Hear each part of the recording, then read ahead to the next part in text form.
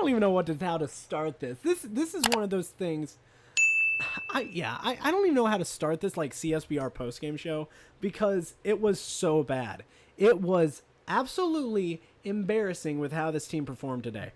And after those 4 straight wins the Browns have had this season, we have taken a big step backward in the opposite direction that we want. I mean, it's just absolutely inexcusable how the Cleveland Browns offensive line played today.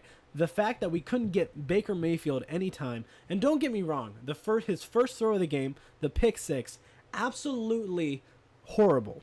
Horrible pass, horrible read, should not have thrown it. May have been one of the worst passes I've seen Baker Mayfield make, and he might say the same. He threw it into double coverage, and there was just no reason to make that pass. But aside from that, he had no time to make any plays. The offensive line would break down, and he would get pressured and hurried and get sacked before he could even look for an open receiver. I mean, he got walloped in the backfield. That's not on Baker. And then ESPN and all those freaking media are going to come back and say, Baker Mayfield, he has shown why he's not the Cleveland Browns quarterback. And I say this, that is incredibly the wrong thing to say. You have to look at all 60 minutes of this game. Okay, really, the first 48 minutes of this game. 45 minutes of this game. I'm sorry. But because when he was in, the offensive line broke down, and we couldn't even get a good running game going. We are the number 1 ranked running offense in the NFL, and we couldn't get anything going. I mean, let's look at the stats. Kareem Hunt, 13 carries for 40 yards. He couldn't get anything going on the ground because by the time he would get to the line of scrimmage, there would be 1 or 2 Steelers guys breaking through the line and not getting blocked by our offensive linemen, and we're already getting tackled for like 1 yard or getting a TFL. It was absolutely inexcusable.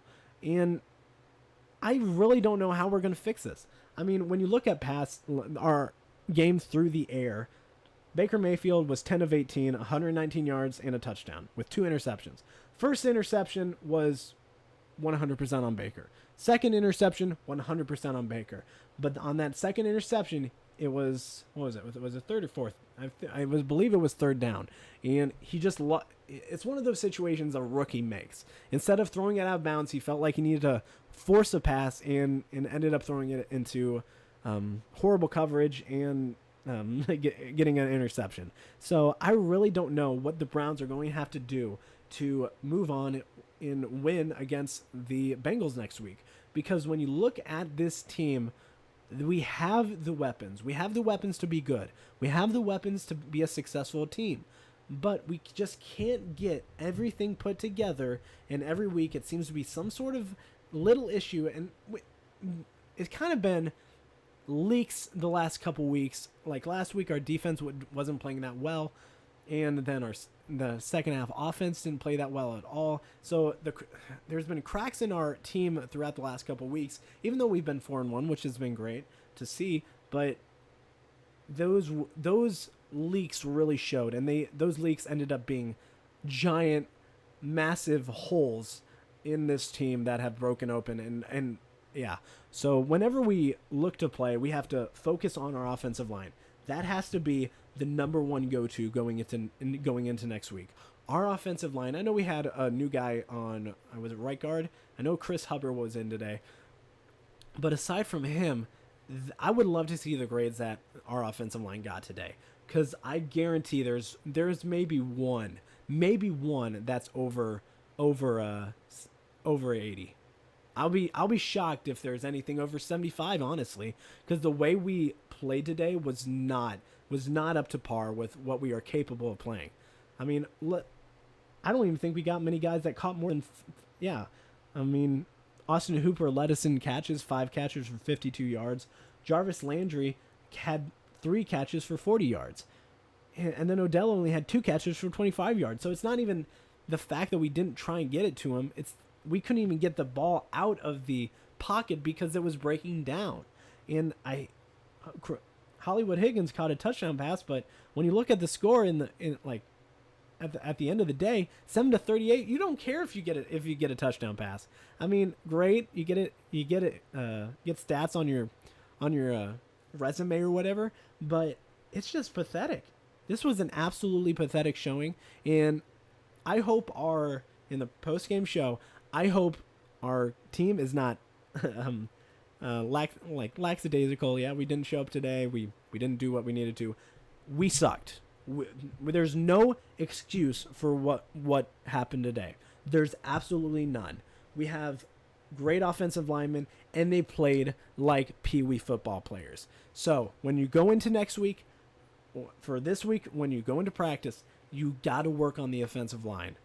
I mean, you got to. And those little mistakes that you let defensive linemen break through that gap and get to your quarterback and get him hit, that's not good. I was happy they took Baker out, but I was concerned for Case because when Case came in, I didn't want him getting hurt either because you do need a backup quarterback. And I'm glad they took Baker out, not because he wasn't doing that well, not because of that, but he had no time to make any plays. He had no time to do anything, and by the time he would get the ball, the pocket would be collapsing and would be rushed to get out of there, and then he'd get hit. And you don't want your quarterback taking unnecessary hits like that. You really don't. So when I'm looking at the stats, it's very deceiving when you look at them, and I wish there was better stats for how they do offensive linemen, because it doesn't show up. I mean, you say, oh, Baker Mayfield sucked. Those 2 interceptions. Yes, 2 interceptions. Unnecessary.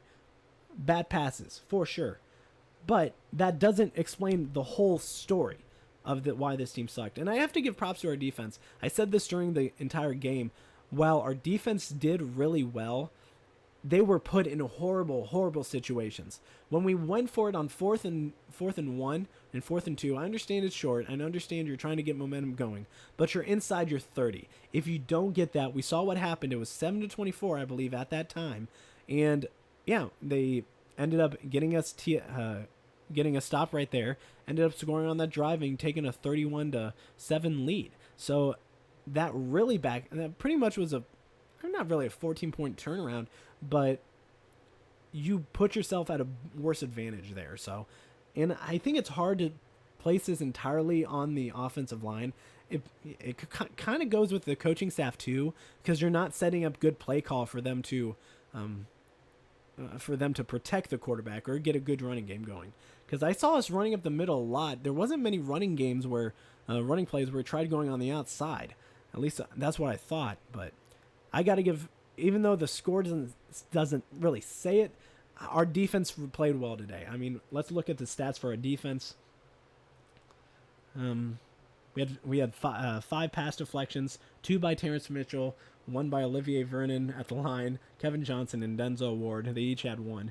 And yeah, B.J. Goodson had a total of 10 tackles on the day, 5 tackles and 5 assisted, and got a TFL and half a sack. So yeah, our defense, Myles Garrett got a sack, which is great, but you know what? When we look at how we're going to improve next week, we got to step up on the offensive line. That's priority number 1. So thank you guys for watching, and yeah, I'll see you guys next week. Bye.